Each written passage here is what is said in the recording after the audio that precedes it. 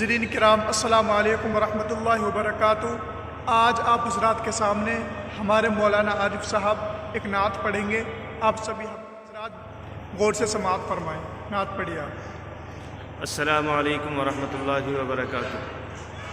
جہاں اللہ کا گھر ہے وہ مکہ ہم بھی دیکھیں گے، جہاں اللہ کا گھر ہے وہ مکہ ہم بھی دیکھیں گے، اور جسے کہتے ہیں بیت اللہ وہ کعبہ ہم بھی دیکھیں گے، اور جسے کہتے ہیں بیت اللہ وہ کعبہ ہم بھی دیکھیں گے۔